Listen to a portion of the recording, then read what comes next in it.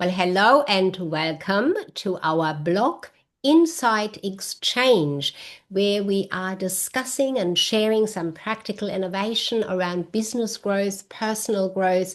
So you've really come to get some how-to conversations from our excellent exhibitors and also some Q&A and jumping in for some discussion, more than one, as we go through this particular session.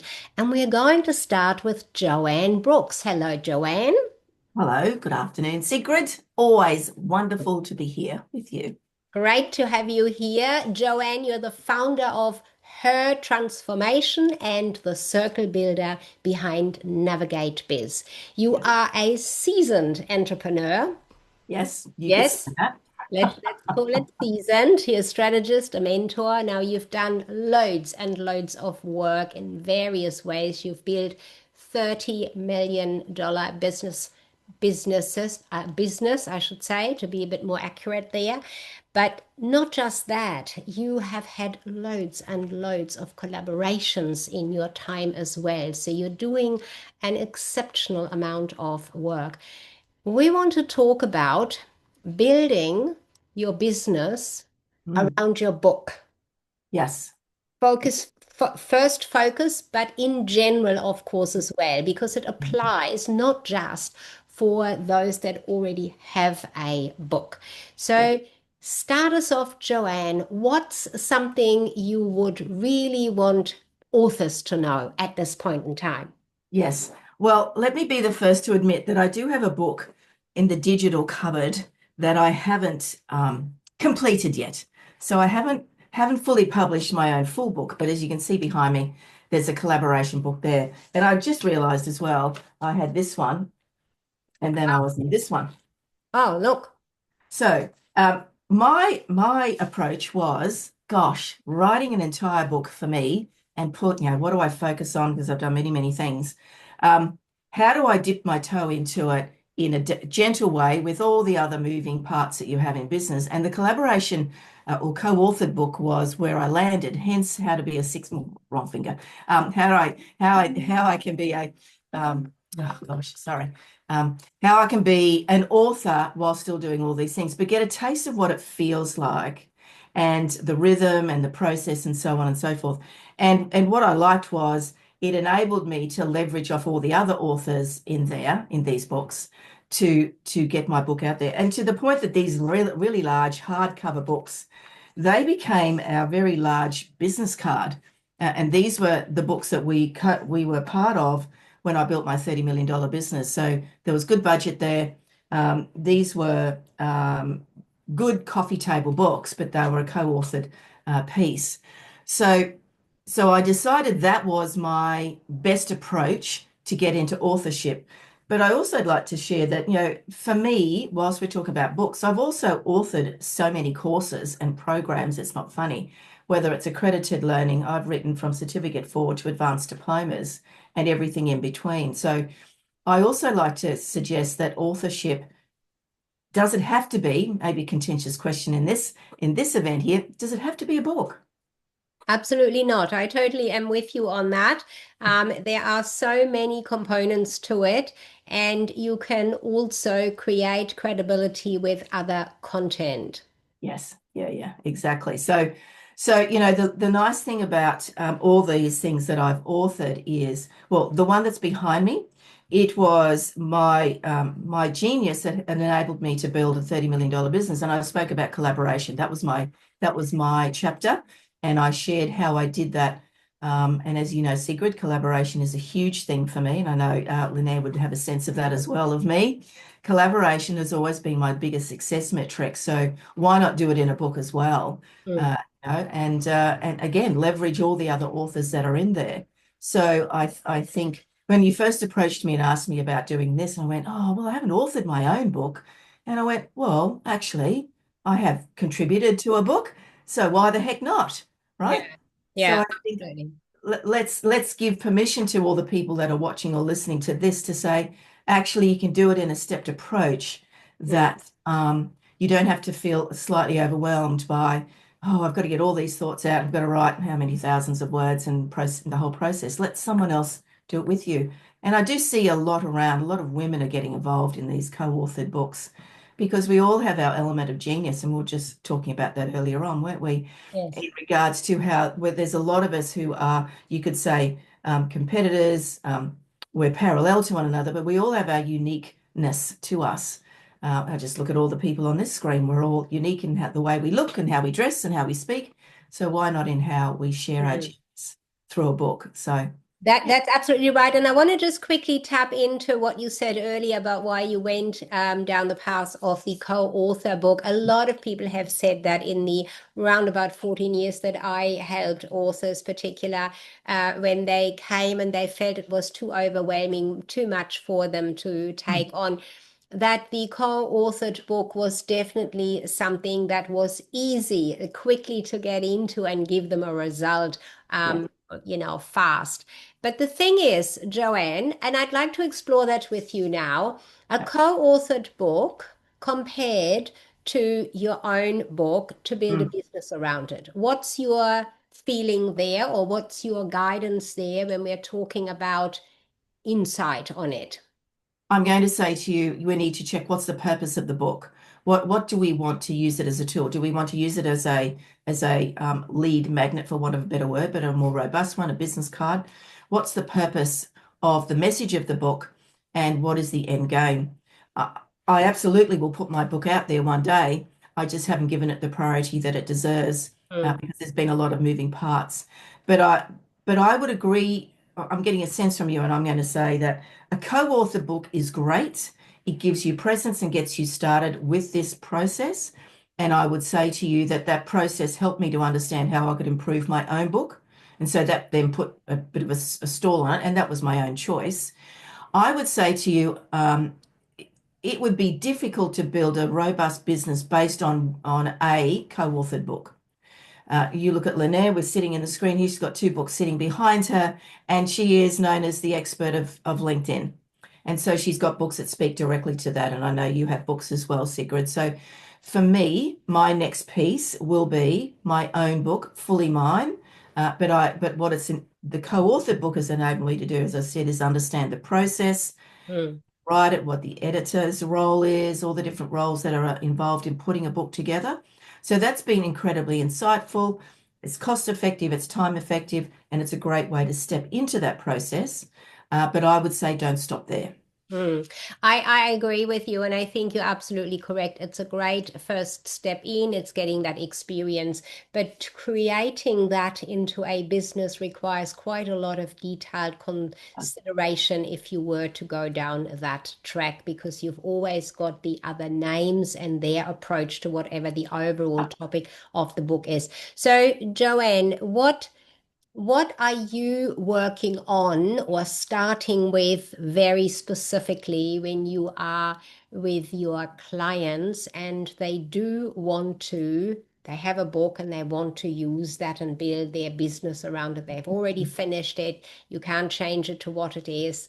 Give us some steps here that you would apply, your insights on that, or not necessarily the steps, but to sort of what is the insights that you've gained from working with clients along those lines? I'm going to say to you that those people who've created a book is really no different to those clients who've created an online course. So they've got a product or an offer, right? It's one element of their business.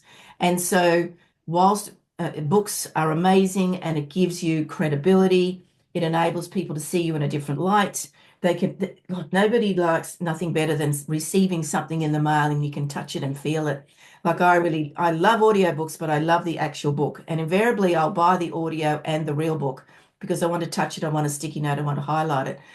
But I would love for business owners to understand from my perspective that it can't be the only thing that you're necessarily known for. Like you've written a book and you've got some genius, but there's all these other elements of business.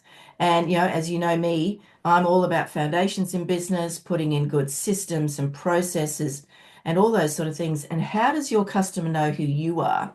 Like my book, that book that you can see behind me does not have my name on the front title or anything like that. So it has a purpose. But for you to build and grow a business, you still need all the other bits around it. And you might have an online course.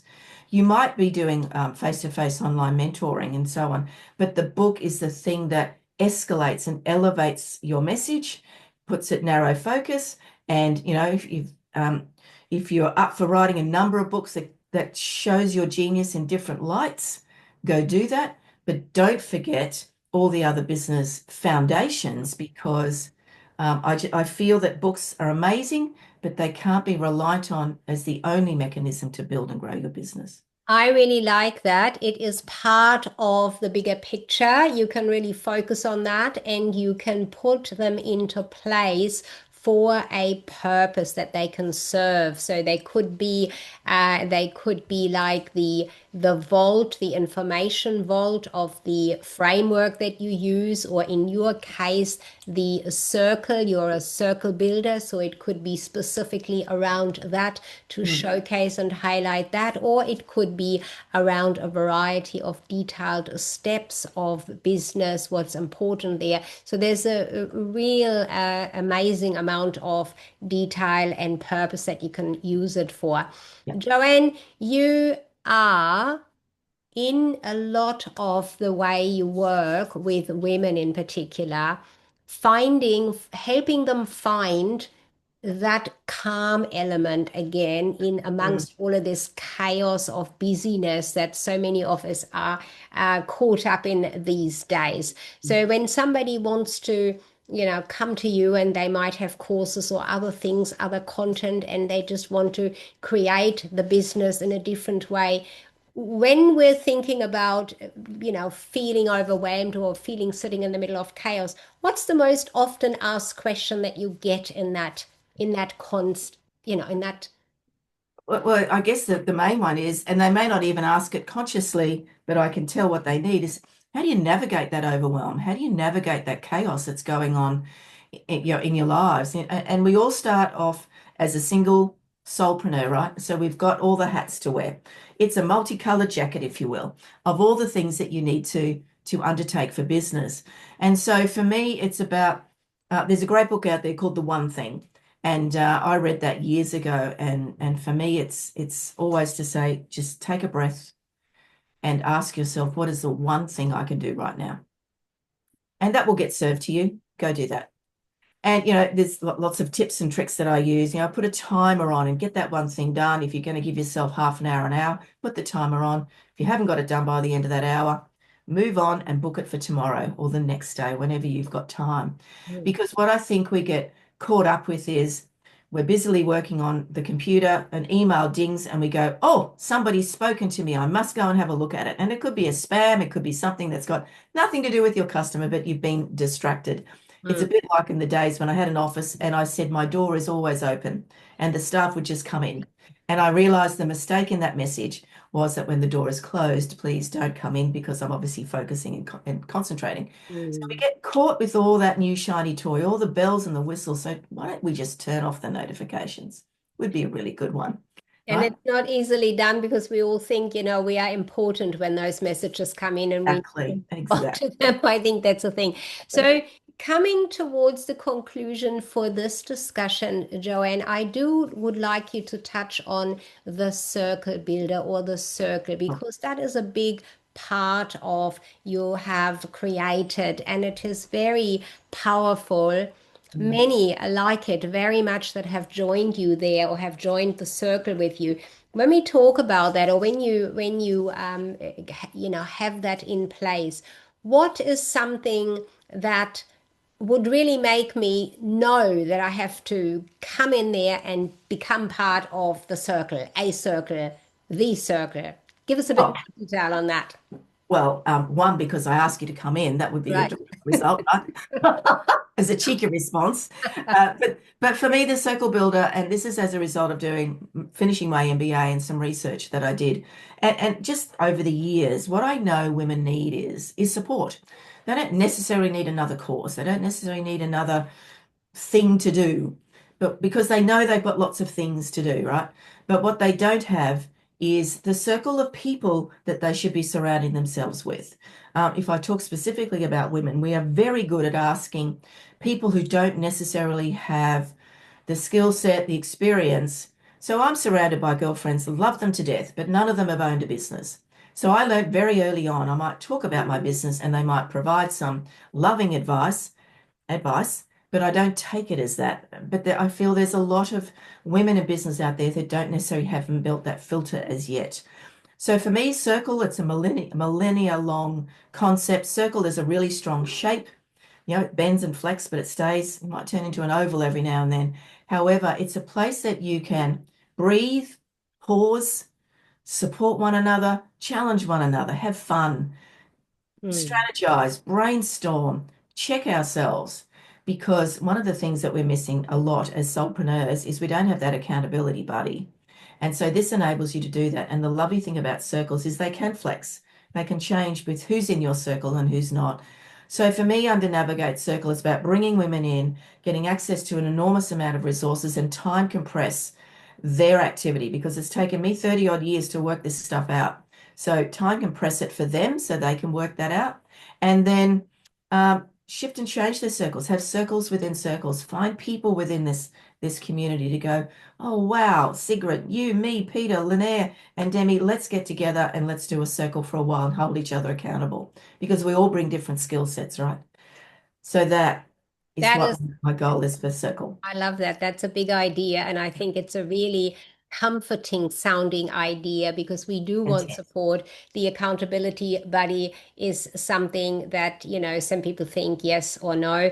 But I think that support and being in a circle of a group that is there to give you some support, to have an input, and just asking your questions, having them answered, whether you take it on board exactly like that or not. Brilliant, Joanne. So Yes, so make sure you visit Joanne's booth at this expo. She's got more and detailed information on that.